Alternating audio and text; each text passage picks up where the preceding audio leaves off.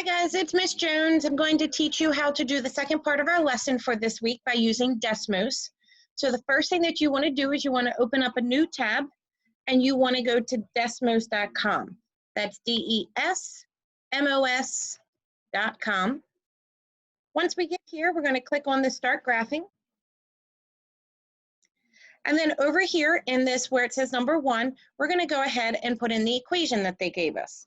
So I'm going to use an equation that I just made up, and it is x squared plus 2x plus y squared minus 4y equals 15.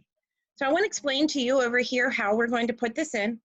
So we're going to type the letter x just like we normally would.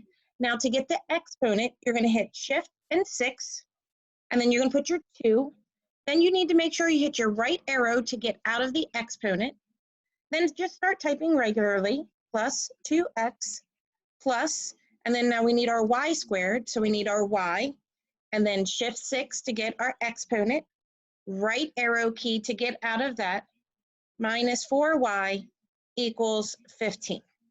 If you notice, as soon as I do that, it makes my circle over here on the right, but I want to change how I view this so that I can count better, because if you're counting by 2, sometimes that's a little tricky.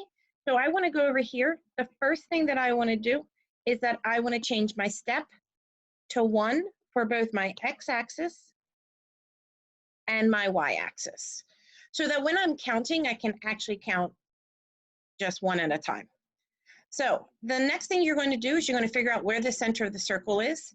It is right there at -1, 2. All right. So -1, 2 is my center, and then we are going to count from the center, either up or left or right or down or any of those sort of things, to the edge of the center to get our radius.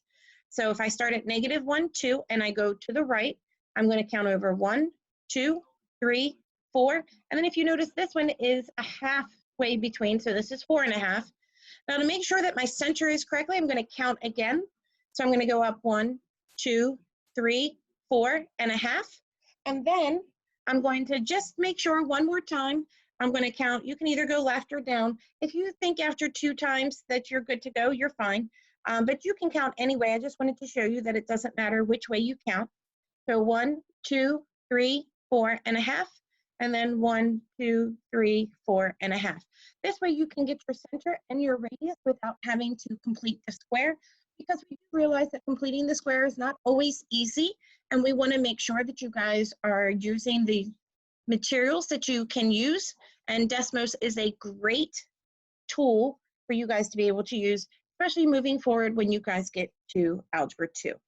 So if there's anything else that you need to know, please go ahead and make sure that you talk to your teachers, and they will help you with any further questions.